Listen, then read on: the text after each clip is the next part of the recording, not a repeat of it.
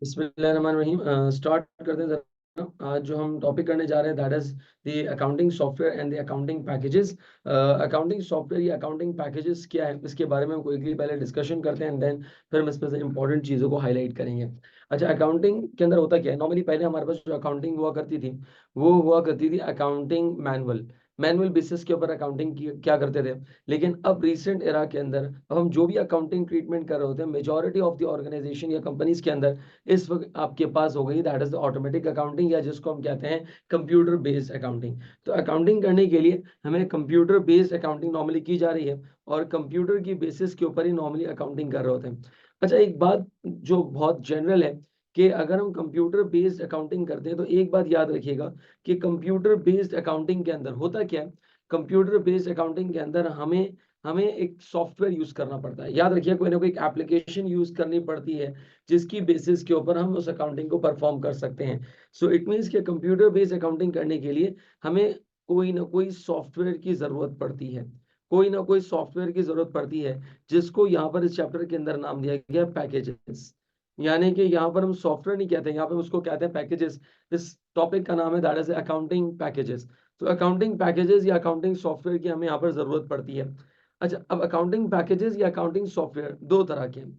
यानी कि अगर मैं पैकेजेस या सॉफ्टवेयर की अगर बात करूं विद रिस्पेक्ट टू अकाउंटिंग तो दो तरह के। एक कहलाता है आपके पास डेडिकेटेड अकाउंटिंग सॉफ्टवेयर या उसको हम कहते हैं डेडिकेटेड अकाउंटिंग पैकेज, और एक आपके पास कहलाता है दैट इज द सूट या उसको नॉर्मली कहा जाता है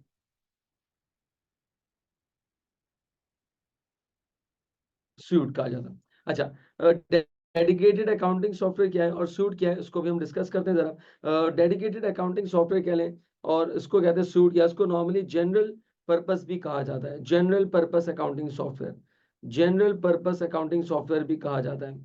जनरल पर्पस भी कहा जाता है क्या मतलब कि देखिए दो तरह के सॉफ्टवेयर हैं, एक है डेडिकेटेड अकाउंटिंग और एक है जनरल पर्पस। जनरल पर्पस की अगर मैं एग्जांपल लूं तो जनरल पर्पस की एग्जांपल है that is the spreadsheet. General purpose की जो एग्जांपल है दैट इज दी स्प्रेडशीट, जिसको नॉर्मली आप लोग एक्सेल भी कहते हैं।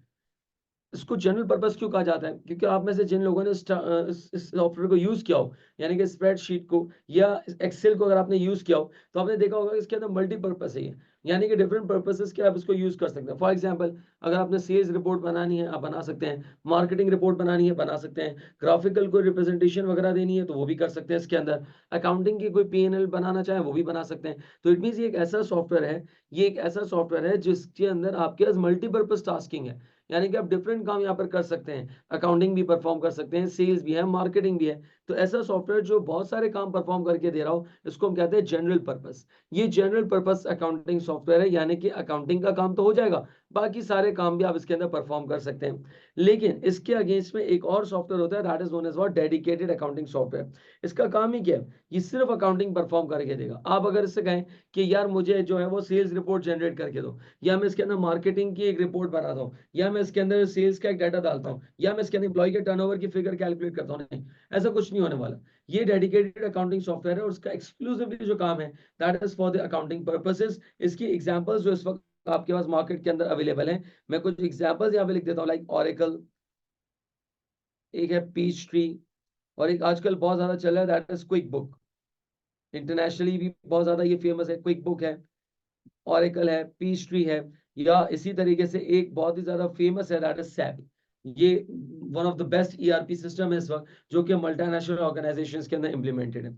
अच्छा, जो मैंने सॉफ्टवेयर्स की जो एग्जांपल लिखी है ये वो सॉफ्टवेयर्स हैं, सॉरी ये वो पैकेजेस हैं जो कि आपके पास यहाँ पर यूज किए जाते हैं exclusively for accounting purposes. Yes, इसके अलावा इनका कोई और काम नहीं होता, सिर्फ अकाउंटिंग पर्पस के लिए ये सॉफ्टवेयर यूज किए जाते हैं। इसको हम कहते हैं डेडिकेटेड अकाउंटिंग सॉफ्टवेयर, या इसको नॉर्मली आपके पास कहा जाता है स्पेशल पर्पस, कि ये सिर्फ और सिर्फ अकाउंटिंग के लिए यूज किए जाते हैं। खैर, अब होता ये कि एक्सेल ये आप इंशाल्लाह आगे चल के एमए1 के अंदर जरूर पढ़ेंगे। इसके अंदर आपके फर्स्ट चैप्टर यानी कि एमए1 के अंदर जो है वो एक्सेल से रिलेटेड ट्रीटमेंट है, एक्सेल कैसे यूज करते हैं, क्या होता है, वो सारी चीजें देखेंगे।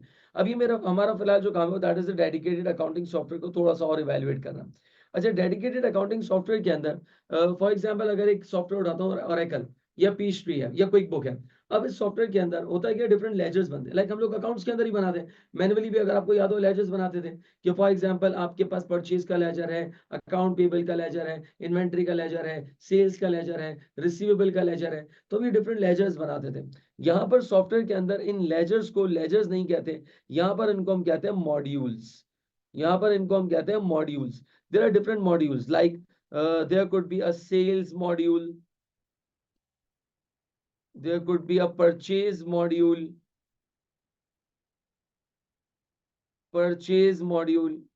there could be a inventory module। ये से लेजर्स नहीं कहलाते, यहाँ पर कहते हैं मॉड्यूल्स। इन्वेंट्री मॉड्यूल, या हम यहाँ पे कहेंगे अकाउंट रिसीवेबल मॉड्यूल, या हम यहाँ पर कहेंगे अकाउंट्स पेबल मॉड्यूल, और जनरल लेजर, जिसके अंदर और भी आपके पास अकाउंट्स आ जाएंगे। तो ये आपके पास डिफरेंट मॉड्यूल्स होते हैं, डिफरेंट मॉड्यूल्स यहाँ पर यूज किए जाते हैं। अब होता है क्या है कि जितने भी मॉड्यूल्स हैं, ये सारे मॉड्यूल्स आपस में कनेक्टेड होते हैं, ये सारे मॉड्यूल्स आपस में कनेक्टेड होते हैं। लाइक एक और मॉड्यूल होता है, और एक और मॉड्यूल होता है, उसका नाम होता है इनवॉइसिंग मॉड्यूल।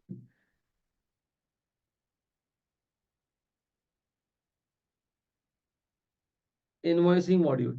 अच्छा, अब होता क्या है कि जब मैं किसी एक मॉड्यूल के अंदर डाटा एंट्री करूंगा, लाइक फॉर एग्जांपल मैंने कस्टमर को सेल्स की, मैंने कस्टमर को सेल्स की। अब जैसे ही मैंने सेल्स की, तो एक सेल्स इनवॉइस मेरे पास होगी। मैं करूंगा क्या, मुझे सिर्फ और सिर्फ एक काम ये करना है कि सेल्स इनवॉइस को, मुझे इस सेल्स इनवॉइस को एंटर करना है इनवॉइसिंग के मॉड्यूल के अंदर। बस मैं जैसे ही इसको इनवॉइसिंग के अंदर मॉड्यूल के अंदर एंटर करूंगा, होगा क्या, ऑटोमेटिकली, ऑटोमेटिकली जैसे ही मैंने इनवॉइसिंग के मॉड्यूल के अंदर सेल्स इनवॉइस उसकी डिटेल्स को एंटर किया, होगा क्या, ये इनवॉइसिंग का जो मॉड्यूल है करेगा क्या, जो जो रेलिवेंट अकाउंट होंगे, जो जो रेलिवेंट टारगेटेड अकाउंट होंगे, जो जो अकाउंट जो इफेक्ट कर रहे होंगे, उन तमाम अकाउंट्स को खुद जाके ये हिट करेगा, उन तमाम अकाउंट्स को ये खुद जाके इफेक्ट करेगा, उन तमाम अकाउंट्स को खुद जाके ये इफेक्ट करेगा। और कैसे इफेक्ट करेगा, फॉर एग्जाम्पल अगर मैं इनवॉइसिंग मॉड्यूल के अंदर सेल्स की इनवॉइस डाल रहा हूँ, तो सेल्स का इंपैक्ट कहाँ कहाँ पे पड़ना चाहिए, सर सेल्स का इंपैक्ट सबसे पहले पड़ना चाहिए सेल्स इनवॉइस के अंदर।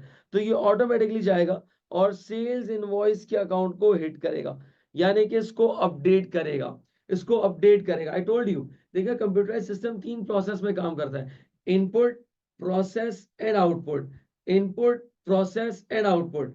यानी कि आपने जैसे ही इनपुट किया, अब वो प्रोसेस कर रहा है, सेल्स इनवॉइस को उसने, सेल्स मॉड्यूल को उसने प्रोसेस किया, यानी कि उसको स्टोर किया या उसको अपडेट किया कि हम सेल्स कर रहे हैं। अच्छा, सेल्स का डाटा अपडेट होगा, सिर्फ ये नहीं कि सेल्स का डाटा अपडेट होगा, बल्कि सर अकाउंट रिसीवेबल के डाटा को भी अपडेट करना पड़ेगा, तो वो अकाउंट रिसीवेबल के मॉड्यूल को भी अपडेट करेगा, यानी कि उसके अंदर भी इंफॉर्मेशन को स्टोर करेगा और अपडेट करेगा। और तीसरी इंपॉर्टेंट बात कि सर इन्वेंट्री भी तो कम होगी, तो ये इन्वेंट्री के मॉड्यूल को भी जाके अपडेट कर देगा। तो ये सिस्टम जिसके अंदर आपने एक मर्तबा इनपुट किया और वो ऑटोमेटिकली तमाम मॉड्यूल्स को अगर अपडेट कर दे, इसको हम कहते हैं इंटीग्रेटेड सिस्टम। इसको कहा जाता है इट्स एन इंटीग्रेटेड सिस्टम।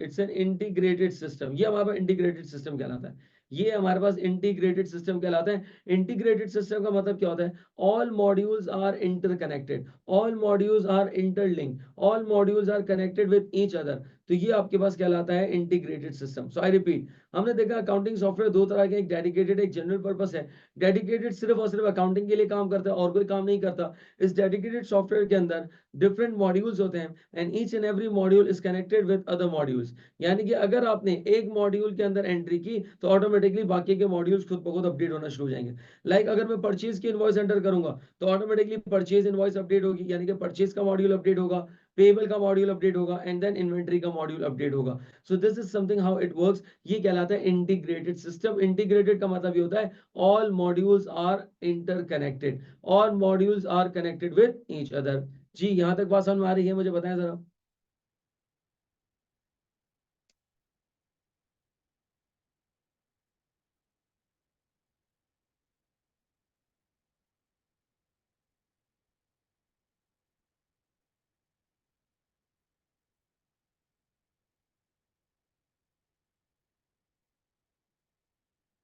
जी, यहाँ तक क्लियर है बात, बताएं।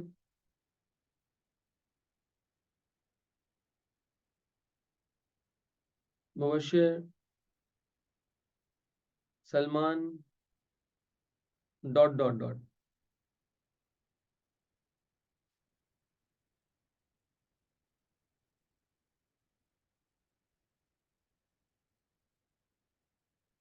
चलिए गुड। ये हमने देखा अकाउंटिंग सॉफ्टवेयर के बारे में, यानी कि डेडिकेटेड अकाउंटिंग सॉफ्टवेयर। अच्छा, अब इसके अंदर एक और चीज होती है, डेडिकेटेड अकाउंटिंग सॉफ्टवेयर के अंदर एक और चीज होती है जो कि हमें समझनी है। वो क्या कि देखिए, डेडिकेटेड अकाउंटिंग सॉफ्टवेयर के अंदर, या मैं कहूँ डेडिकेटेड अकाउंटिंग पैकेजेस के अंदर, डेडिकेटेड अकाउंटिंग पैकेजेस के अंदर दो तरह के होते हैं, दो तरह के ऑप्शंस अवेलेबल होते हैं। यानी कि अगर कोई कंपनी डेडिकेटेड अकाउंटिंग सॉफ्टवेयर खरीदना चाहती है, फॉर एग्जांपल सैप है, तो अब जब खरीदना चाहती है तो उसके अंदर आपको जो सॉफ्टवेयर हाउस वाला होगा वो दो ऑप्शंस देगा। नंबर वन, पहला ऑप्शन कि आपको स्टैंड अलोन चाहिए या आपको स्यूट चाहिए। आई रिपीट, यानी कि दो ऑप्शंस होंगे, या आपको स्टैंड अलोन चाहिए या स्यूट चाहिए।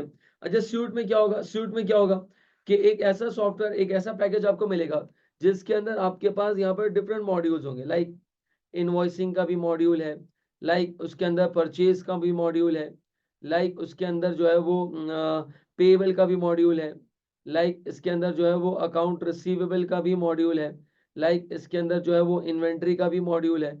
यानी कि डिफरेंट मॉड्यूल्स यहाँ पर होंगे। अच्छा, अब होता क्या पता है, जब एक आप ऐसा प्रोडक्ट लेते हैं या कोई ऐसी चीज लेते हैं या कोई ऐसी रिसोर्स को अपॉइंट करते हैं जिसके अंदर बहुत सारे काम कर रहे हैं, यानी कि वो बहुत सारे काम परफॉर्म कर रहे हैं, तो याद रखिएगा इस सिचुएशन को हम कहते हैं जैक ऑफ ऑल। यानी कि आता सब कुछ आपको, यानी कि हर काम के अंदर आपने उंगली डाली हुई, jack of all but master of none. Expertise नहीं होगी आपकी। जब आप फॉर एग्जाम्पल, अगर कोई मुझसे पूछता है कि जुनैद साहब आप क्या करते हैं, मैं पढ़ाता हूँ। जुनैद साहब आप कौन से सब्जेक्ट्स पढ़ाते हैं? सर देखें, उर्दू तो हमारी मादरी जबान है, पढ़ाना कोई मुश्किल है ही नहीं। आपने गालिब के बारे में बताना है, गालिब को अपने बारे में कुछ नहीं पता था, तो आप क्या उसके बारे में बताएंगे? खैर, आपने करना क्या है, आपने उल्टे सीधे शेर ही बोलने उसके अंदर, पत्ता पत्ता बूटा बूटा जाल हम हाल हमारा जाने हैं, जाने ना जाने गुल ना जाने बाग तो सारा जाने, पढ़ा दी उर्दू। आपने ही करना है उसके अंदर। अच्छा जुनैद साहब और कौन सा सब्जेक्ट पढ़ा सकते हैं? यार इसके अलावा मैं एक और सब्जेक्ट पढ़ा सकता हूँ, दैट इज पाकिस्तान स्टडीज।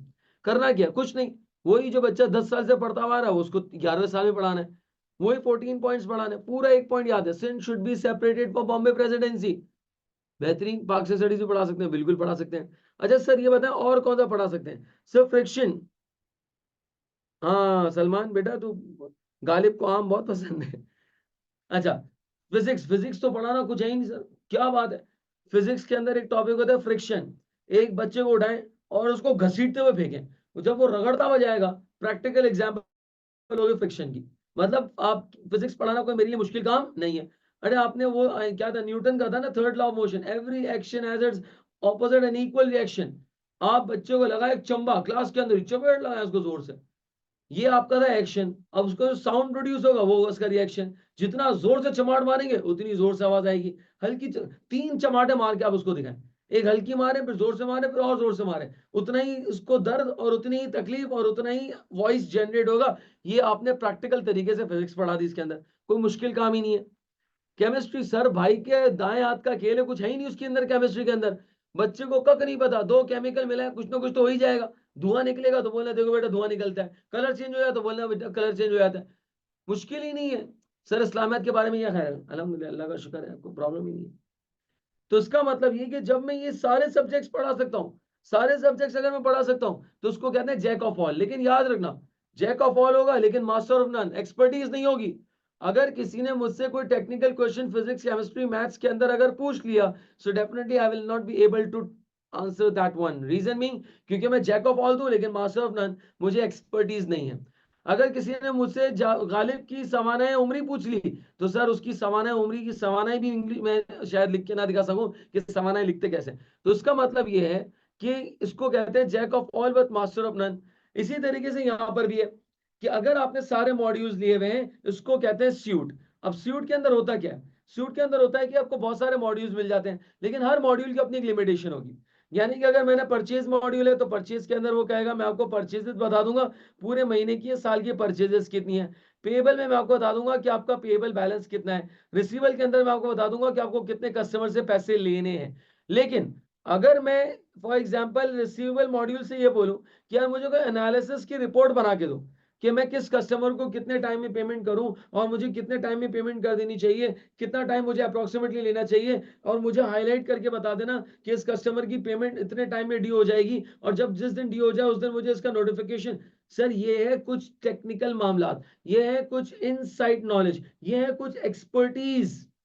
मैं इन्वेंट्री मॉड्यूल से कह रहा हूं यार इन्वेंट्री तुमने ये तो बता दिया कि मैं 500 मिलियन की इन्वेंट्री है, लेकिन ये बताओ मैं अगली इन्वेंट्री कब परचेज करूं, ये बताओ कि मेरे गोडाउन के अंदर कम से कम कितनी इन्वेंट्री होनी चाहिए, ये बताओ कि मेरे पास मैक्सिमम इन्वेंट्री कितनी रख सकता हूं मैं। ये सारे टेक्निकल मामलात हैं। इन्वेंट्री का मॉड्यूल कहेगा मेरी इतनी औकात नहीं है, मुझसे इतना पूछ लो कि इन्वेंट्री कब खरीदी कब बेची और कितनी इन्वेंट्री पड़ी हुई है, दैट्स इट। ये छोटे छोटे आसान आसान सवाल पूछो, बेबी क्वेश्चंस पूछो, बाबा क्वेश्चंस ना पूछो मुझसे। अरे ये बाबा क्वेश्चंस के अगर आंसर चाहिए तो क्या करें, तो फिर उसके लिए आपको स्टैंड अलोन परचेज करना पड़ेगा। For example stand alone module of inventory. हाँ, अब ये इन्वेंट्री का चीता मॉड्यूल होगा। ये सिर्फ इन्वेंट्री का मॉड्यूल आपने खरीदा है, सिर्फ इन्वेंट्री का मॉड्यूल खरीदा है, अब ये चीता मॉड्यूल होगा। ये इन्वेंट्री के अंदर आपको बताएगा मिनिमम इन्वेंट्री कितनी रखनी है, मैक्सिमम इन्वेंट्री कितनी होनी चाहिए, गोडाउन के अंदर कितनी इन्वेंट्री खरीदेंगे, कितनी बेची है, ये पूरी आपको ए टू जी एनालिसिस रिपोर्ट बना के देगा। इस मॉड्यूल को हम कहते हैं स्टैंड अलोन मॉड्यूल, यानी कि इस सॉफ्टवेयर को हम कहते हैं स्टैंड अलोन सॉफ्टवेयर। तो जब आप अकाउंटिंग सॉफ्टवेयर खरीदने जाते हैं तो दो तरह के सॉफ्टवेयर के ऑप्शंस होते हैं, या तो आप स्यूट खरीद लें जिसके अंदर सारे मॉड्यूल्स होंगे, या फिर हम स्टैंड अलोन खरीद लें। नॉर्मली ऑर्गेनाइजेशन सूट तो परचेज करती हैं, इसके साथ साथ एट टाइम्स कोई ना कोई स्टैंड अलोन मॉड्यूल जिसमें उनको लगता है कि उनकी क्रिटिकलिटीज ज्यादा है, जिसमें उनको लगता है कि इसके अंदर उनके पास जो है वो थोड़ी सी कॉम्प्लिकेशंस हो सकती हैं, तो उस मॉड्यूल को अलग से परचेज करती हैं, तो उसको हम कहते हैं stand alone module. Are we clear on this one? क्या ये बात समझ में आ रही है?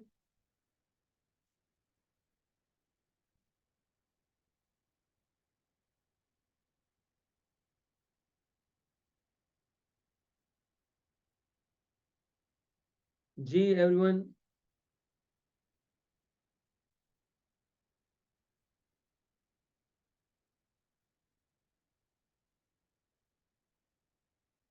अच्छा, अब सर हमें करना है कि इस टॉपिक के अंदर तीन मॉड्यूल्स के बारे में हमें डिटेल से पढ़ना है, यानी कि तीन मॉड्यूल्स के बारे में हम डिटेल से पढ़ेंगे। नंबर वन, एक मॉड्यूल है that is the account receivable का मॉड्यूल, इसको हम डिटेल पढ़ेंगे। एक अकाउंट पेबल का मॉड्यूल है और एक general ledger.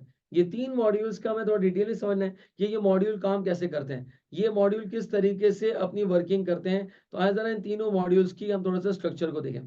First of all starting with the account receivable module. अच्छा, अकाउंट रिसीवेबल मॉड्यूल के अंदर होता क्या है? देखिए कोई भी मॉड्यूल हो, सिस्टम का काम क्या होता है? इनपुट प्रोसेस एंड आउटपुट, यानी कि आपने कोई ना कोई इनपुट करना है एंड देन सिस्टम उसको प्रोसेस करेगा एंड देन आउटपुट जनरेट करेगा। तो same goes with the account receivable का मॉड्यूल। अकाउंट रिसीवेबल के मॉड्यूल के अंदर भी सबसे पहले हमें इनपुट करना होगा। इसका जो इनपुट होगा, याद रखिएगा, एक का जो इनपुट है वो दूसरे का आउटपुट होगा। इसमें जो इनपुट होगा वो ऑब्वियसली इनवॉइसिंग मॉड्यूल से हो रहा होगा, और इनवॉइसिंग मॉड्यूल से क्या हम इसके अंदर इनपुट करेंगे, आए जरा उसको हम देखते हैं। तो तीन बेसिस के ऊपर काम होगा, इनपुट, प्रोसेस एंड आउटपुट। कोई भी मॉड्यूल की बात करें हमेशा वो तीन स्टेप्स में काम करेगा। अच्छा, इनपुट के अंदर हम डेटा इनपुट करते हैं। दो तरह का डेटा हमारे पास होता है। डेटा हमारे पास दो तरह का होता है। एक होता है स्टैंडिंग डेटा। स्टैंडिंग का मतलब होता है खड़ा हुआ डेटा। खड़ा हुआ डेटा मतलब, स्टैंडिंग डेटा का मतलब ये है कि वो इंफॉर्मेशन दैट इज फिक्स्ड, वो इंफॉर्मेशन दैट इज फिक्स्ड, जो चेंज नहीं होती।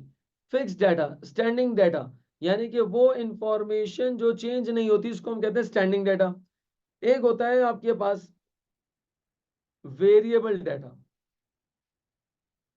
यानी कि जब भी हम रिसीवेबल मॉड्यूल के अंदर इनपुट कर रहे होंगे तो दो तरह का डेटा हम इनपुट करते हैं। Number one, standing data, and number to, variable data.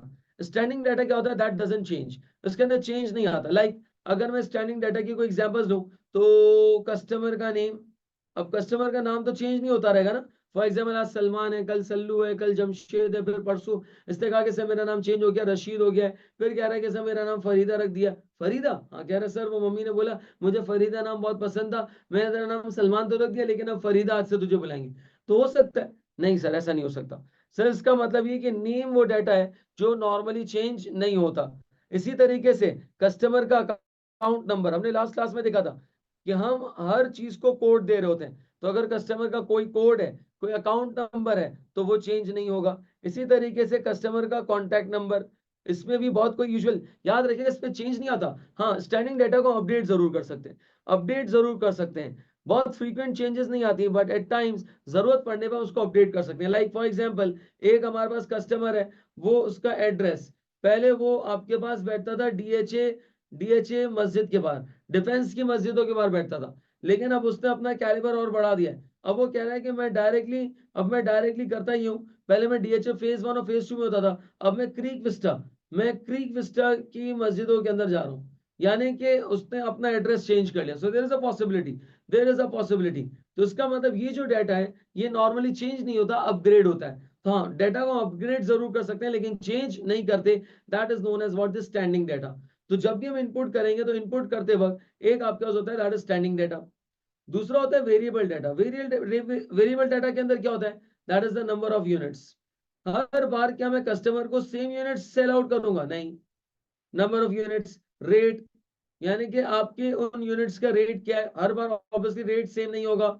Amount amount भी सेम नहीं होगा। एंड द ट्रांजैक्शन, लाइक कि आपने रिसीवेबल को डेबिट किया है या क्रेडिट किया है, कितनी अमाउंट से किया है। तो ये कुछ ऐसी इंफॉर्मेशन है जो हर ट्रांजैक्शन में चेंज होती रहेगी। इसको हम कहते हैं वेरिएबल डाटा। तो हम यहाँ पर करेंगे क्या, जब भी इनपुट करेंगे तो दो तरह के डाटा इनपुट कर रहे होंगे। Number one is the standing data and the second one is the variable data. ये इनपुट आपने कर दिया। अच्छा, जैसे इनपुट करेंगे सिस्टम उसको प्रोसेस करना स्टार्ट करेगा। अच्छा, प्रोसेस करने के दो तरीके हैं, प्रोसेस करने के दो तरीके हैं। एक जो तरीका है उसको हम कहते हैं, एक जो डाटा है उसको हम कहते हैं दैट इज द बैलेंस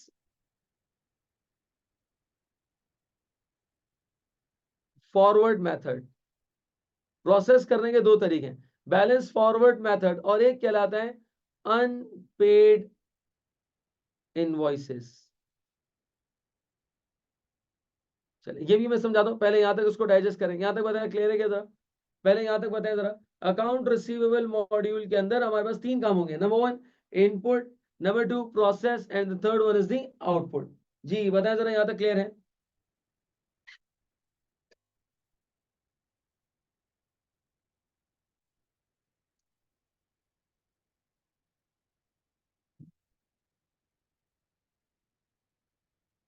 इसको नोट करना है तो कर ले प्लीज।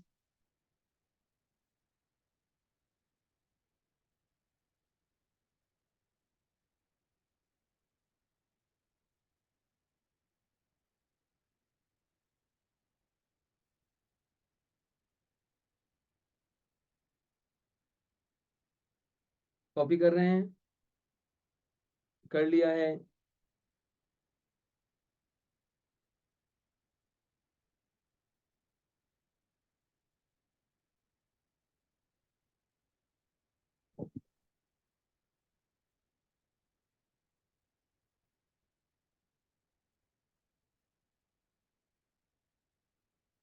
चले आगे।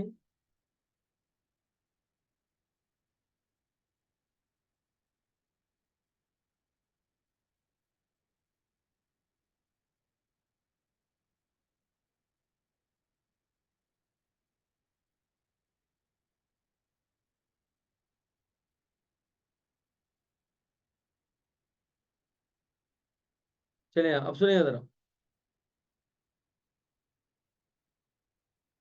अच्छा, बैलेंस फॉरवर्ड मेथड में क्या होता है? बैलेंस फॉरवर्ड मेथड के अंदर क्या होता है कि बैलेंस फॉरवर्ड मेथड के अंदर हम नॉर्मली करते क्या है, जैसे हम नॉर्मली काम करते हैं, अकाउंट रिसीवेबल को हम कैसे अपडेट करते थे, अकाउंट रिसीवेबल का लेजर हम कैसे अपडेट करते थे। लाइक उसके अंदर आपके पास आता था अकाउंट रिसीवेबल का opening balance, if you remember, account receivable का ओपनिंग बैलेंस। फिर उसके अंदर हम करते क्या थे, जो भी सेल्स या जो भी आपके पास यहाँ पर रिटर्न वगैरह होते थे वो हम यहाँ पर रिटर्न डिस्काउंट वो हम यहाँ पर माइनस करते थे। कैश रिसीव फ्रॉम कस्टमर था तो वो हम यहाँ पर माइनस करते थे और हमारे पास एट द एंड यहाँ पर आता था closing balance.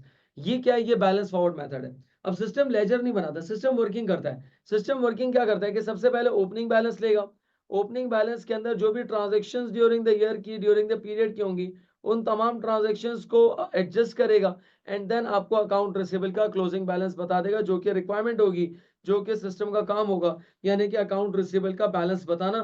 That is known as what the balance forward method. ये क्या किया उसने, प्रोसेस किया। That is to take the balance forward, यानी कि बीएफ कह लें या ब्रॉड फॉरवर्ड कह लें, ओपनिंग बैलेंस, बीडी बैलेंस कह लें, उसमें ड्यूरिंग द मंथ की एडजस्टमेंट या ट्रांजेक्शंस को इनकॉर्पोरेट किया एंड देन आपको क्लोजिंग बैलेंस प्रेजेंट कर दिया। ये क्या रहता है बैलेंस फॉरवर्ड मेथड जो हम करते हुए आ रहे हैं। अच्छा, अनपेड इनवॉइसेस में क्या होता है? अनपेड इनवॉइसेस के अंदर सिस्टम पहले तो आपके मंथ की जितनी भी क्रेडिट सेल्स इनवॉइस है, जितनी भी क्रेडिट सेल्स इनवॉइस है, उन तमाम क्रेडिट सेल्स इनवॉइसेस को एक जगह गैदर करेगा। उन तमाम credit sales invoice, for example $10,000 की आपने क्रेडिट सेल्स इनवॉइस जनरेट की है, यानी कि $10,000 का आपने माल बेचा है। अब उसमें से देखिएगा कि कितना कैश हमें रिसीव्ड हो गया है, यानी कि कितना कैश हमें रिसीव्ड हो चुका है। कैश रिसीव्ड, फॉर एग्जांपल अगर हमें $3,000 का कैश रिसीव हो गया, सो आउट ऑफ 10,000 $3,000 का कैश रिसीव हो गया, तो उसमें से माइनस करके आपको बता देगा that is the unpaid invoices, कि कितनी ऐसी इनवॉइसेस हैं जो कि अभी तक कस्टमर ने पे नहीं की। तो ये आपके पास क्लोजिंग बैलेंस आ जाएगा, यानी कि 10,000 का माल बेचा, 3,000 रुपए रिकवर हो गए, 7,000 रुपए अभी भी मुझे कस्टमर से लेने हैं, लेने हैं। ये आपका क्या लाएगा, अनपेड इनवॉइसेस। ये unpaid invoices by the customers हैं, यानी कि कस्टमर ने अभी भी हमें $7,000 देने हैं, यानी कि हमें कस्टमर से $7,000 लेने हैं। ये प्रोसेस करने के दो तरीके हैं, number one balance forward method and number two unpaid invoices. Are we clear on this one? क्या ये बात समझ में आ रही है, बताएं जरा।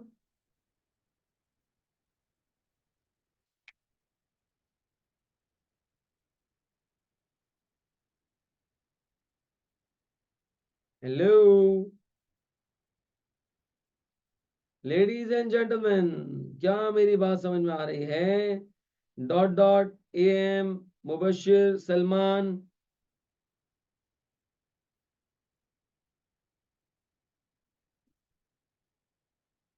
कॉपी कर रहे हैं आप लोग?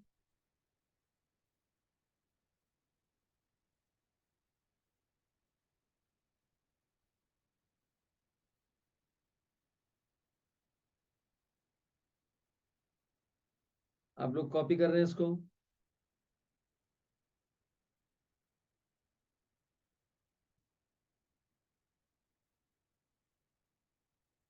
हेलो, आप लोग को आवाज आ रही है मेरी? आप लोग सुन सकते हैं मुझे?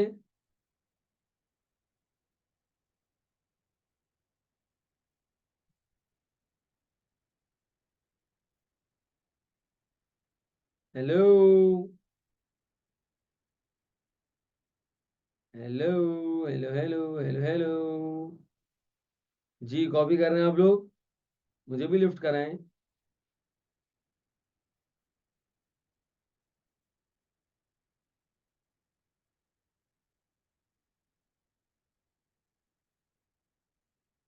लिफ्ट ही नहीं करा रहे हैं। सलमान भाई आप भी लिफ्ट नहीं करा रहे हैं, मुबशिर भाई आप भी लिफ्ट नहीं करा रहे हैं, डॉट डॉट आप तो बिल्कुल खाते में ही नहीं ले रही मुझे।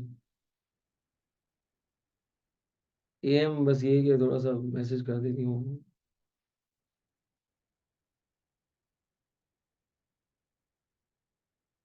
बस सो रहा है क्या सलमान?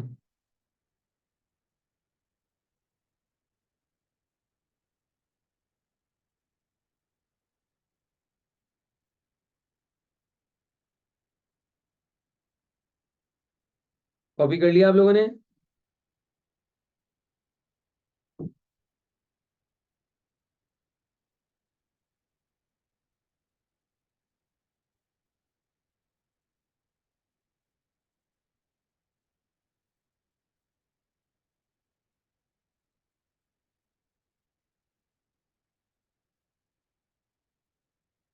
चले।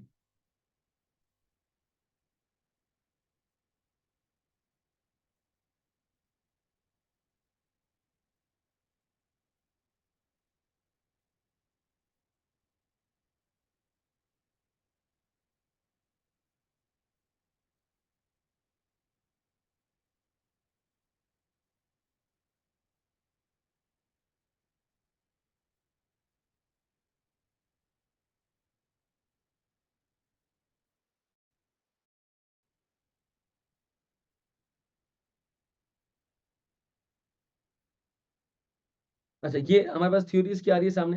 अभी हमने देखा कि डेडिकेटेड अकाउंटिंग पैकेज होता है, जनरल सॉफ्टवेयर होता है जिसकी एग्जांपल जो है वो एक्सेल है, यानी कि स्प्रेडशीट है, यहाँ पर लिखा हुआ भी है इसके अंदर। इसी तरीके से कुछ एडवांटेजेस हैं अकाउंटिंग सॉफ्टवेयर वगैरह के।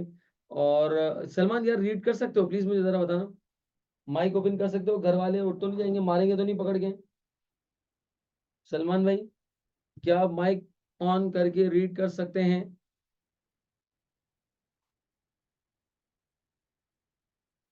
आप में से कोई भी ऐसा है जो माइक ऑन करके रीड कर सकता हो?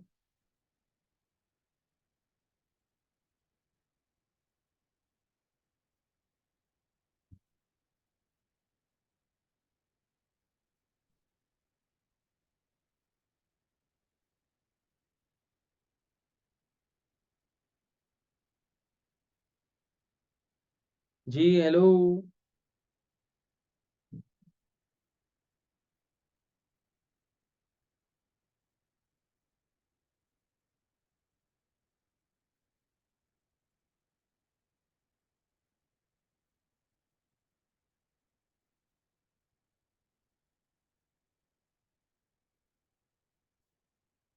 सलमान रीड करो जरा कुछ, माइक ऑन करो अपना।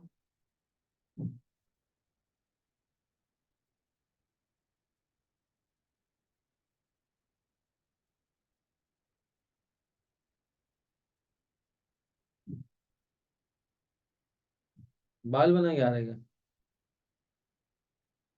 अच्छा, मुझे लगा कि शायद तैयार हो गया।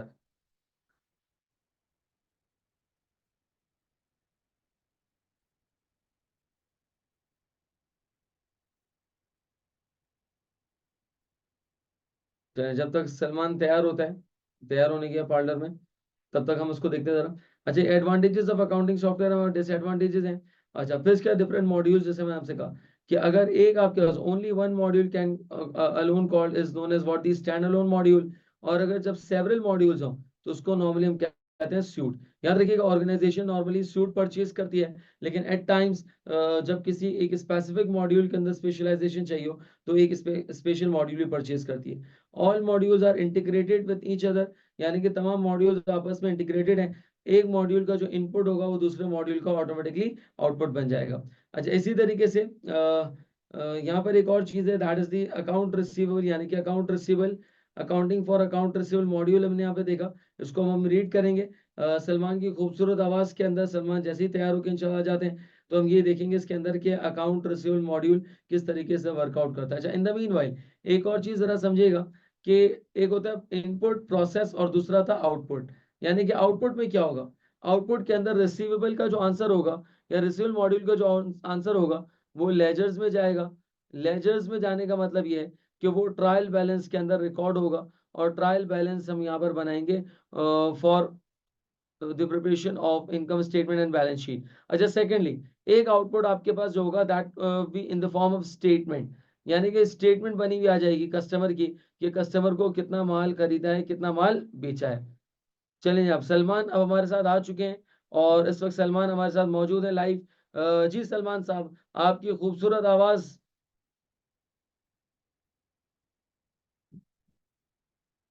अकाउंटिंग फॉर रिसीवेबल मॉड्यूल, जी सलमान साहब पढ़िएगा जरा। अस्सलाम वालेकुम सर।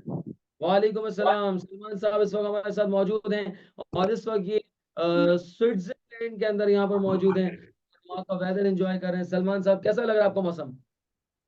बहुत अच्छा है सर। झूठ बोलने में शर्म नहीं आती तुझे?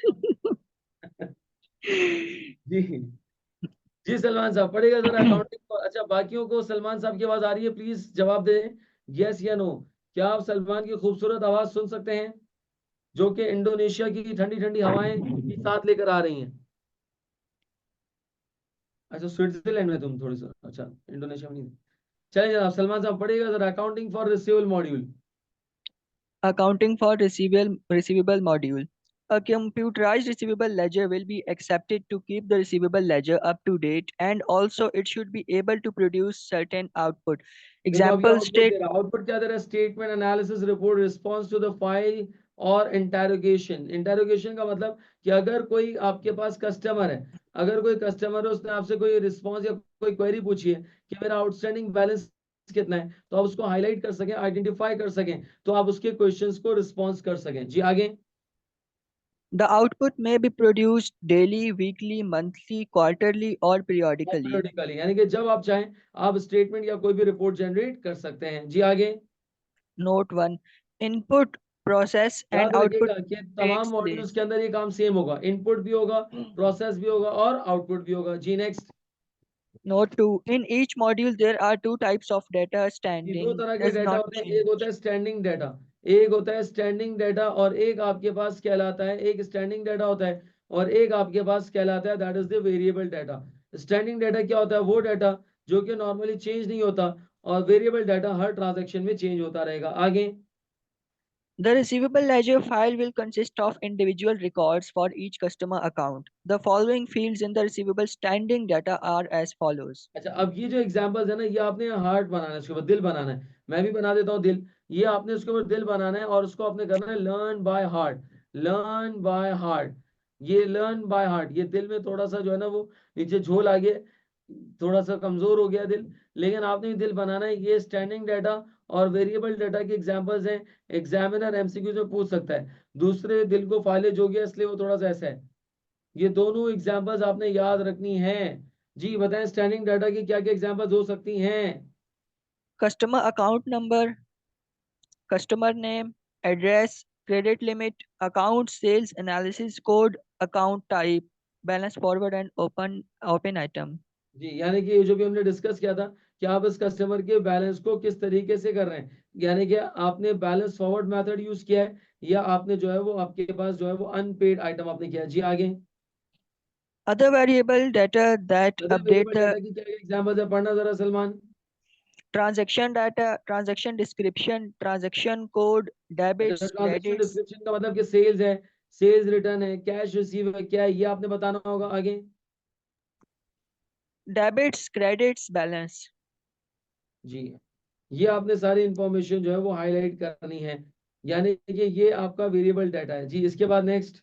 Customer data is often recorded in the master file. Master file याद आ रही है? मास्टर फाइल हमने लास्ट Yes, क्लास sir. के अंदर देखा था, रेफरेंस फाइल या मास्टर फाइल, जिसके अंदर हम कस्टमर से रिलेटेड डाटा को लॉन्ग टर्म बेसिस के ऊपर रिकॉर्ड करते हैं। जी आगे। Data or transactions due to which the ledgers are updated are often recorded in the transaction file. जी, यानी कि जो ट्रांजेक्शन वगैरह होती हैं, जो आपके पास वेरिएबल डाटा है, वो नॉर्मली ट्रांजेक्शन फाइल के अंदर रिकॉर्ड हो रहा होता है। क्यों? क्योंकि ये लॉन्ग टर्म नहीं होता, ये ट्रांजेक्शन पर्पस के लिए होता है। जी इनपुट, अब आते जरा इनपुट। इनपुट क्या क्या बताओ जरा। Input to a receivable ledger system. Amendments in standing data. Amendments to याद customer रखिएगा स्टैंडिंग details. डाटा के अंदर आपके पास, यानी कि स्टैंडिंग डाटा आपके पास चेंज नहीं होता लेकिन अपडेट हो सकता है। तो क्या क्या अमेंडमेंट्स, क्या क्या अपडेट हो सकता है? Number one. Amendments to customer details. Example: change of address or credit limit. Insertion of new customers. Deletion of old non-active customers. चलें गुड, ये आपका स्टैंडिंग डाटा हो गया। इसके बाद ट्रांजेक्शन डाटा या वेरिएबल डाटा के अंदर क्या चेंजेस हो सकती हैं? Sales transactions for invoices available from specialized invoicing module. Customer payments, credit notes, adjustments, debit or credit items. इसके बाद प्रोसेस। प्रोसेस इनपुट के बाद प्रोसेस, प्रोसेस कैसे करेंगे बताएं जरा, प्रोसेस कैसे करेंगे? The primary action involved in updating the receivable ledger is modifying the amount outstanding on the customer's ji, account. यानी कि प्रोसेस करने का मतलब है कि अपडेटेड रिसीवेबल का बैलेंस कैलकुलेट करना। जी। When processing starts, brought जी जब forward प्रोसेसिंग स्टार्ट balances. होगा तो बीएफ लेंगे। BF stands for best friend. BD, balance BD. हाँ, बैलेंस बीडी यानी कि ब्रॉड फॉरवर्ड। जी। When processing ends, carried forward balance. जी, जैसे ही प्रोसेसिंग एंड होगी हमारे पास आ जाएगा क्रेडिट बैलेंस। आगे। Between these two balances, further adjustments are posted. Example: payment received by customer, invoices, return, and etc. Good good, आगे। This method of updating customer accounts is इसको called क्या? the balance forward method. Balance forward method. अभी मैंने आपको laser बना के दिखाया था, ये जो लेजर बनाया था ये क्या था? ये बैलेंस फॉरवर्ड मेथड था। कौन सा मेथड था ये? Balance forward method. आगे चले रहा। Another method of updating the customer accounts is that system offers the users to identify the specific credit invoices and individual यानी कि payments specific against credit invoices को आपने आइडेंटिफाई किया, फिर क्या करूं?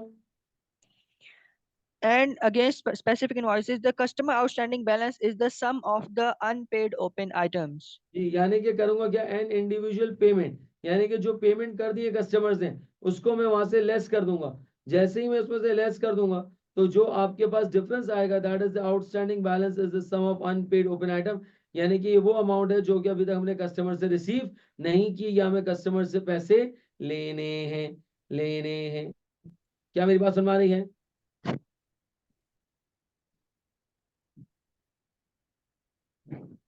जी नेक्स्ट अब पड़ेगा आउटपुट, क्या बताया जरा? Output from a receivable ledger system. A list of all transactions posted each day, daybook listings, invoices, example night supermart, statements for customers at the end of the month. Aged receivable list. Aged analysis generally produced at the याद end आ रहा of है, the as month. Receivable analysis बनाते थे हम।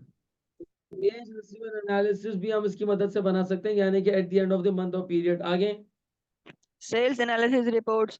Customer reminder letters are automatically produced where हाँ, payment यानी is कि not received. Customer से पेमेंट नहीं, तो उसका एक रिमाइंडर लेटर भी हम जनरेट कर सकते हैं कि किस कस्टमर को कितना टाइम पीरियड हो चुका है। आगे Response to inquiries of customer, perhaps output on video ji, screen यानी कि rather than कस्टमर की as printed. इंक्वायरीज को हम यहाँ पर जो है वो रिस्पॉन्स भी दे सकते हैं कि कस्टमर क्या चाह रहे हैं। चल अब हम देखने जा रहे हैं पेबल लेजर, यानी कि पेबल लेजर को करेंगे तो सेम वही स्टेप होगा, इनपुट प्रोसेस एंड आउटपुट। जी बढ़ेगा जरा, पेबल लेजर का इनपुट क्या होगा? Input to a payables ledger system. Details of purchases recorded on invoices. Details of returns to suppliers for which credit notes are received. Details of हाँ payment to पढ़ना भाई। suppliers.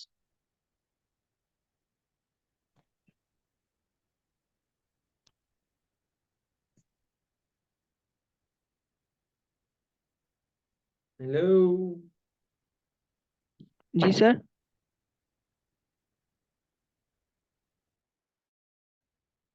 आवाज नहीं आ रही तुम्हारी? हेलो, मेरी आवाज आ रही है?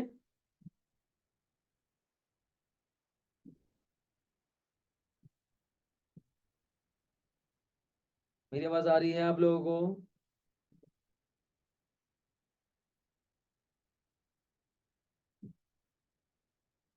अच्छा सलमान लगता है थक गया है। कह रहा है input to payable ledger system क्या बताते हैं उसके अंदर? डिटेल्स ऑफ परचेसेस बताते हैं इसके अंदर, डिटेल्स ऑफ रिटर्न, रिटर्न हुआ है क्या, आपके पास डिस्काउंट दिया क्या हुआ है, एंड द पेमेंट, जो भी आपके पास एडजस्टमेंट्स वगैरह होंगी वो हम इनपुट करेंगे। फिर इसके बाद हमारे पास यहाँ आता है प्रोसेस। प्रोसेस का भी वही सेम तरीका है, यानी कि आपने अनपेड इनवॉइस, यानी कि आपने प्रोसेसिंग स्टार्ट की बैलेंस फॉरवर्ड मेथड से, इसी तरीके से प्रोसेसिंग एंड होगी तो ये आपके पास कहलाएगा क्लोजिंग बैलेंस।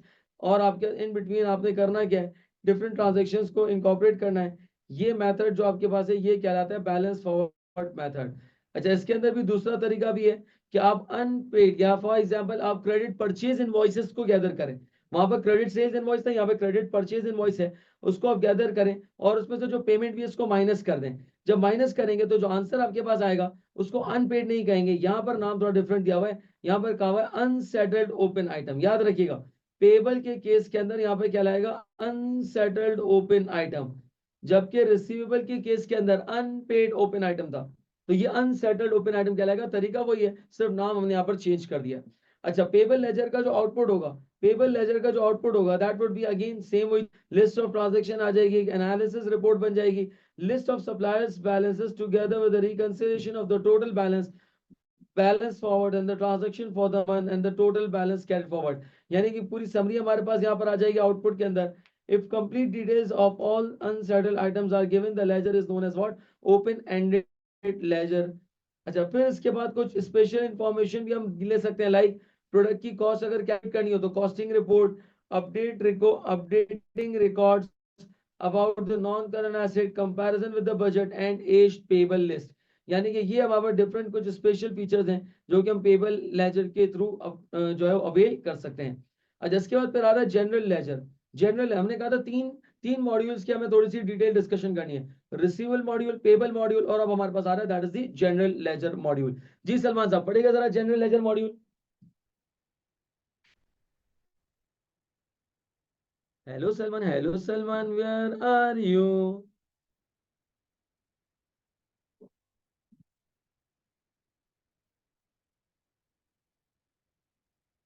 जी सलमान साहब कोई और पढ़ ले जरा please, Salman is no more.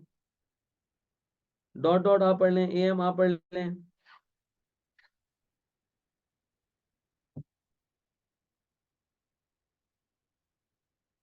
Hello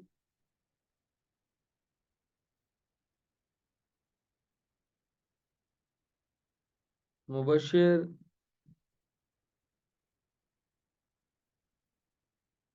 चलिए मतलब आप लोग कहना चाह रहे हैं मैं ही पढ़ लूँ। The general ledger, nominal ledger is an accounting record which summarizes the financial affairs of a business. It contains details of the assets, liabilities. यानी कि जितने भी अब आपके पास ledgers हैं, उन सबको अगर हम collectively कहें तो ये सारे general ledgers कहलाते हैं, like expenses, revenues हैं या assets, liabilities हैं। अच्छा, अब input to the general ledger, integrated system होगा तो याद रखिएगा, where the data is put into the receivable ledger module, the relevant ledger accounts are updated. There is nothing to do with the system. यानी कि आपके system के user को कुछ करने की जरूरत नहीं है। एक लेजर का आउटपुट जो होगा वो दूसरे लेजर का इनपुट होगा, एक मॉड्यूल का जो आउटपुट होगा वो दूसरे मॉड्यूल का इनपुट हो जाएगा। अच्छा, फिर इसके बाद इंटीग्रेटेड सिस्टम होता है जिसमें कनेक्टेड होते हैं। नो इंटीग्रेटेड सिस्टम का मतलब आपस में कनेक्टेड नहीं होते। अगर आपस में कनेक्टेड नहीं है तो इसका मतलब ये कि आपको खुद मैन्युअली इनपुट करना पड़ेगा। अच्छा, और इनपुट करने के लिए अलग से आपको एंट्री बनानी पड़ेगी। और याद रखिएगा एंट्री नॉर्मली कोड की फॉर्म में बनती है। लाइक हमने लास्ट क्लास में भी देखा था कि रिसीवेबल का code for example generate for 40,001 और सेल्स का कोड जनरेट हुआ दैट्स 60,002। अच्छा, फिर इसके बाद आपके पास यहाँ पर उसके अंदर डेट, डिस्क्रिप्शन, अमाउंट, कोड्स, ये सारी चीजें आप उसके अंदर एंटर करेंगे। ये आपने खुद मैन्युअली करना पड़ेगा। कब? अगर नो इंटीग्रेटेड सिस्टम हो तो। फिर इसके बाद उसका आउटपुट जनरेट हो जाएगा। Output in the form of trial balance या फाइनेंशियल स्टेटमेंट की फॉर्म में होगा, यानी कि आपने इनकम स्टेटमेंट और बैलेंस शीट बनाएंगे या फिर आप उसका ट्रायल बैलेंस प्रिपेयर करेंगे। जी, यहाँ तक क्लियर है सबको? प्लीज मुझे नोटिफाई कीजिएगा जरा। तो ये आपके पास चैप्टर था अकाउंटिंग सॉफ्टवेयर से रिलेटेड जिसके अंदर तीनों मॉड्यूल्स की।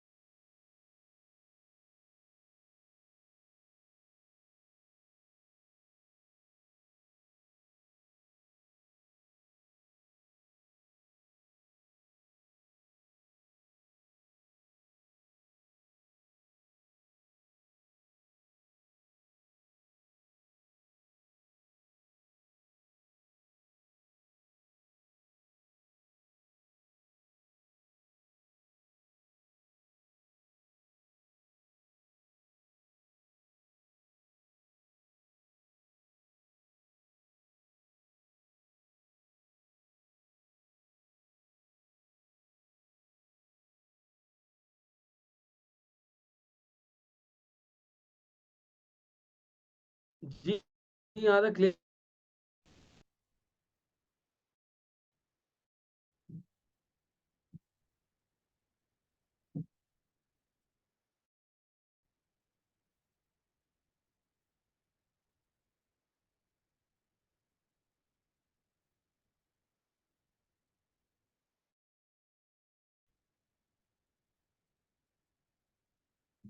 जी प्लीज नोटिफाई कीजिएगा यहाँ तक क्लियर है सबको।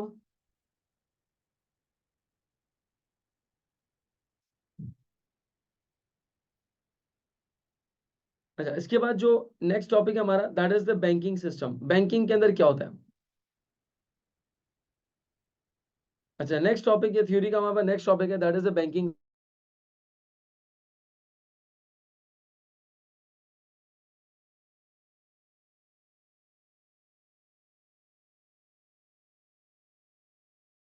लैंड मनी, यानी कि लोगों से पैसे लेता है और लोगों को पैसे देता है। अब बैंक डिफरेंट काम यहाँ पे परफॉर्म कर रहा होता है, जिसके अंदर एक काम वो जो परफॉर्म करता है इसको हम कहते हैं चेक क्लियरिंग सिस्टम। यानी कि फॉर एग्जांपल कि अगर मेरे पास एचबीएल का चेक है और एमसीबी में अगर मैं डिपॉजिट करवा रहा हूँ, तो इट मींस कि एचबीएल का चेक जब मैं एमसीबी में डिपॉजिट कराऊंगा तो सेम डे पे अमाउंट ट्रांसफर नहीं होगी सर, उसको टाइम लगेगा। And that is known as what the clearing system. उसको नॉर्मली क्लियरिंग सिस्टम कहा जाता है। उसको नॉर्मली क्लियरिंग सिस्टम कहा जाता है, यानी कि उसको कहते हैं हम चेक्स क्लियरिंग सिस्टम। याद रखिएगा, पाकिस्तान के अंदर भी और यूके के अंदर भी चेक क्लियरिंग यानी कि जो चेक की क्लियरिंग का सिस्टम है या जो चेक क्लियरिंग का जो प्रोसेस है, that should be completed in 3 working days. 3 working days के अंदर कंप्लीट हो जाना है।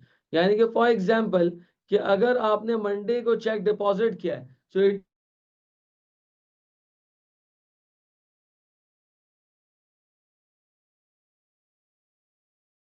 वर्किंग डेज के अंदर ये चेक का सिस्टम क्लियर हो जाना चाहिए या चेक की पेमेंट क्लियर हो जानी चाहिए। ये बैंक की रिस्पॉन्सिबिलिटी है। That cheque clearing system should be completed with in 3 working days. हम कर क्या रहे हैं, हम बैंक से रिलेटेड कुछ थ्योरी पढ़ रहे हैं। हमने पहले करा गया था, कोड से रिलेटेड थ्योरी पढ़ी थी। कोडिंग के बाद फिर हमने अकाउंटिंग सॉफ्टवेयर रिलेटेड थ्योरी पढ़ी। फिर हमने एक इंफॉर्मेशन से रिलेटेड थ्योरी पढ़ी थी कि इंफॉर्मेशन कितने टाइम के लिए कैसे मैनेज करनी है। फिर इसके बाद अब हम यहाँ पे बैंक से रिलेटेड थ्योरी देख रहे हैं कि बैंक के अंदर सबसे पहली चीज कि चेक क्लियरिंग सिस्टम होता है, यानी कि आपने चेक करवाना है 3 वर्किंग डेज के अंदर बैंक आपके चेक को हमेशा क्लियर करेगा। अच्छा, अब एक इंपॉर्टेंट बात, सर बैंक और कस्टमर के बीच में कुछ रिलेशनशिप बनते हैं। बैंक और कस्टमर के बीच में कुछ रिलेशनशिप बनते हैं। लाइक ये एक कस्टमर है और ये आपके पास आ गया, दैट इज द बैंक। ये बैंक है, ये बैंक है आपके पास, ठीक है। लेट्स से ये एचबीएल है और ये कस्टमर है। अब कस्टमर ने करा क्या, 5 लाख रुपए डिपॉजिट कराए। 5 लाख रुपए डिपॉजिट कराए बैंक के अंदर। जैसे ही 5 लाख रुपए डिपॉजिट कराए, क्या ये पैसे बैंक के हो गए?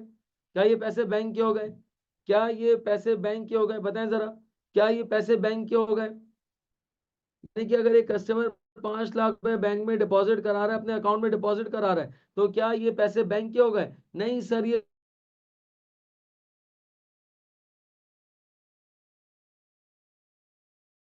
हमें लेने हैं। इसका मतलब ये है कि बैंक और कस्टमर की पहला एक रिलेशन है, and that relation is known as what, the receivable and payable. That relation is known as what, receivable and payable. या इसको हम डेटर्स एंड क्रेडिटर्स का रिलेशन भी कह सकते हैं।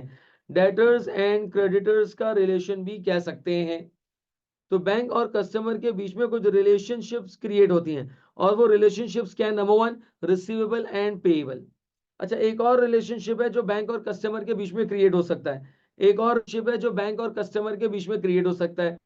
फॉर एग्जाम्पल, अगर एक है, उस कस्टमर ने करा क्या, उस कस्टमर ने उस कस्टमर ने फॉर एग्जाम्पल, पर कौन है? सलमान। अच्छा, सलमान के साथ एक और शख्स मैं यहाँ पे बना रहा हूँ जो कि हम सफर हैं। सलमान के साथ हम सफर हैं और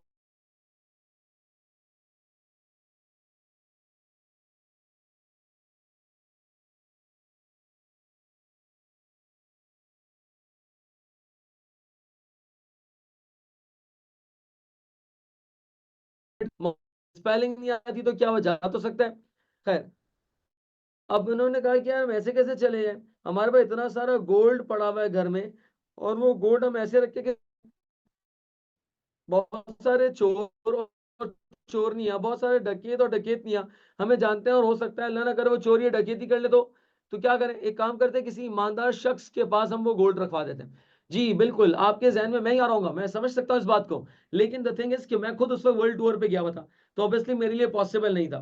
तो करा क्या, सलमान और मिसेस सलमान ने वो जो भी उनका गोल्ड था, वो गोल्ड उन्होंने पास अपने लॉकर में रखवा दिया, बैंक के पास लॉकर में रखवा दिया, फॉर सेफ कस्टडी। यानी कि बैंक की लॉकर की सर्विस को अवेल किया, सेफ कस्टडी।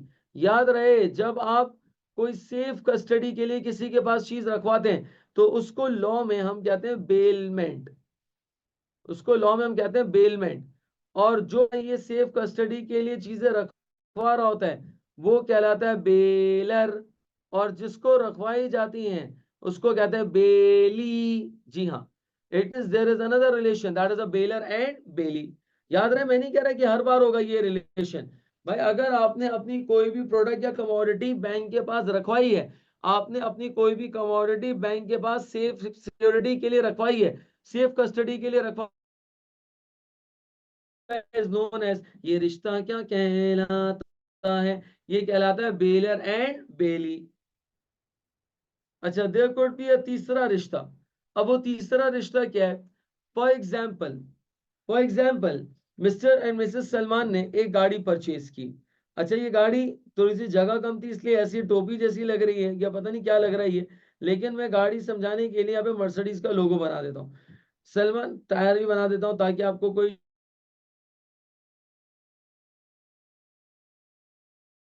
ना हो। अच्छा, सलमान और मिसेस सलमान ने सोचा गाड़ी खरीद तो ली, लेकिन देर आर रिस्क कि खुदा ना खास्ता एक्सीडेंट हो जाए, डैमेज हो जाए, कोई चोरी हो जाए, तो अब हम क्या करें? तो उन्होंने सोचा एक काम करते हैं, हम इस गाड़ी का इंश्योरेंस करवाते हैं। लेकिन मिस्टर और मिसेस सलमान के पास इंश्योरेंस की कोई नॉलेज नो ही नहीं है, कोई नो हाउ है ही नहीं।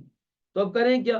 तो मिस्टर एंड मिसेस सलमान ने करा क्या? मिस्टर एंड मिसेस सलमान ने क्या करा? मिस्टर एंड मिसेस सलमान ने बैंक से रिक्वेस्ट की कि हमने जो गाड़ी खरीदी है आप हमें इसका इंश्योरेंस करवा दें, आप हमें इसका याद रहे, बैंक खुद इंश्योरेंस नहीं करता, बैंक आपकी गाड़ी का इंश्योरेंस करवा के देगा किसी इंश्योरेंस कंपनी से। जब कोई किसी के लिए काम करता है, जब कोई किसी के लिए काम करता है तो शायर उसको एजेंट कहता है। जब कोई किसी के लिए काम करता है तो शायर उसको एजेंट कहता है, और जिसके लिए काम किया जाता है तो शायर उसको प्रिंसिपल कहता है। वाह वाह वाह वाह, वाह तो कर दो यार। जब कोई किसी के लिए काम करता है, अगर मेरे लिए कोई काम करेगा तो मैं कहूंगा ये मेरा एजेंट है, और जिसके लिए काम किया जाएगा उसको कहा जाएगा ये प्रिंसिपल है। तो there could be another relation, that relation is known as what? The principal and agent relation. कि अगर बैंक मेरे लिए, मेरे बिहाफ पे मेरी गाड़ी का इंश्योरेंस करा के दे रहा है, so there will be a relation of principal and agent. तो बैंक और कस्टमर के बीच में पहला रिलेशनशिप जो नॉर्मली होता ही होता है, that is a receivable and payable. दूसरा रिलेशनशिप हो सकता है, that is a bailor and bailee. तीसरा रिलेशन भी हो सकता है प्रिंसिपल एंड एजेंट, अगर बैंक आपके लिए कोई सर्विस या कोई इंश्योरेंस करवा के दे। Last but not the least, अगर for example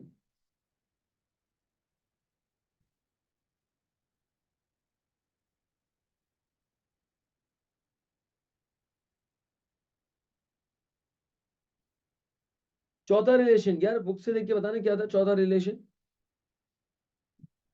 principal and debt Mortgager, mortgagee. Mortgager and mortgagee, सही। फॉर एग्जाम्पल के कस्टमर ने करा क्या? कस्टमर ने, अब हुआ क्या, हाँ, मिस्टर एंड मिसेस सलमान ने फुल अय्याशी की, फुल अय्याशी की। भाई मॉरिशस से बोर हो गए तो वहीं से स्विट्जरलैंड चले गए, स्विट्जरलैंड से बैंकॉक चले गए, थाईलैंड चले गए, मतलब आप पूरी दुनिया घूम के आ गए। अच्छा, जब वापस आए ना तो कुछ भी नहीं था, कुछ भी नहीं था, जो गोल्ड था वो भी बेचना पड़ गया, बिल्कुल कंगले हो गए, भिखारी, बिल्कुल भिखारी और भिखारन दोनों बिल्कुल रोड पे आ गए। अब करें क्या? तो मिसेस सलमान मिसेस सलमान ने कहा, अजी सुनते हो, कुछ किया है तुमने आज तक मेरे लिए? बेचारे ने पूरा सब कुछ लुटा दिया, आधी दुनिया घुमा के लेकर आ गया, फिर भी ये सुनने को मिल रहा है। खैर, ये नॉर्मल है। अच्छा, तो क्या कह रहा है मिसेस सलमान? कह रही है कुछ कर लो नालायक, जिंदगी में कुछ किया है आज तक? अब सलमान को गैरत आई, सलमान बैंक गया लोन लेने के लिए, बैंक गया लोन लेने के लिए। सलमान कह रहा है बैंक वाले अंकल मुझे आप लोन दीजिए ना। बैंक वाले अंकल ने कहा, फिटे मुंह अपनी शक्ल देख, इस मुंह में तुझे लोन दूंगा, कोई ना कोई चीज गिरवी रखवा, कोई ना कोई चीज क्या रखवा? गिरवी रखवा, कोई प्रॉपर्टी हो तो गिरवी रखवाओ। अब सलमान ने कहा हाँ एक प्रॉपर्टी बची है, तो सलमान ने वो प्रॉपर्टी गिरवी रखवा दी। जैसे ही सलमान ने वो प्रॉपर्टी गिरवी रखवाई, तो जो शख्स प्रॉपर्टी गिरवी रखवाता है वो कहलाता है मॉर्टगेजर, और जिसको रखवाई जाती है वो कहलाता है मॉर्टगेजी। तो there will be a relation of mortgager and mortgagee. तो ये चार तरह के कॉन्ट्रेक्चुअल रिलेशनशिप हो सकते हैं between the customer and the bank. Number one,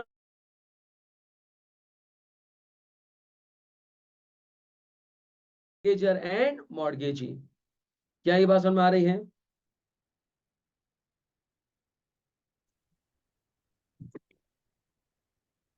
hello.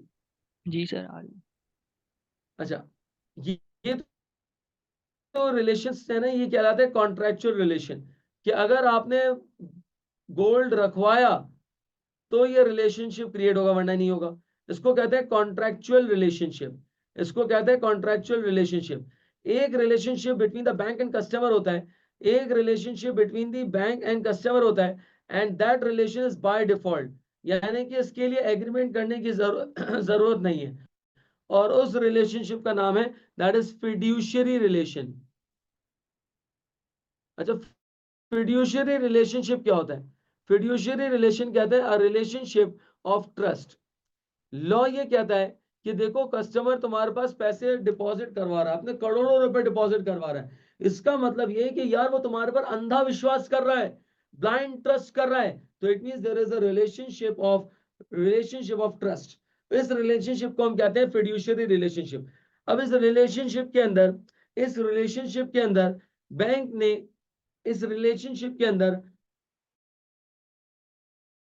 लगाई कि तुम कभी भी कस्टमर को मिसगाइड नहीं करोगे, आप कस्टमर को गाइड करेंगे फॉर द बेस्ट इंटरेस्ट के लिए गाइड करेंगे, जिससे कस्टमर को फायदा हो। आपने इसको कभी भी धोखा नहीं देना, मैनिपुलेट नहीं करना, अपने बेनिफिट के लिए आपने कस्टमर का नुकसान नहीं कराना। ये एक फिड्यूशियरी रिलेशनशिप है। लॉ ने कहा है कि बैंक ने अगर कोई इस तरह की हरकत की जिसमें उसने अपने पर्सनल बेनिफिट के लिए अगर कस्टमर का नुकसान कराया, so actions will be taken against the bank. Sir ये कहाँ लिखा हुआ है? बेटा फिड्यूशियरी रिलेशन है, ये डिफॉल्ट रिलेशन है, इसके लिए आपको बताने की जरूरत नहीं है। ये एक फिड्यूशियरी रिलेशनशिप क्रिएट होता है between the bank and the customer. जी, क्या ये बात समझ में आ रही है?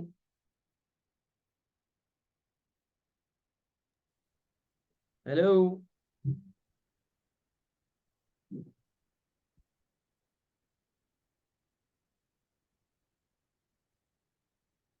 जी, यहाँ तक क्लियर है। जी सर।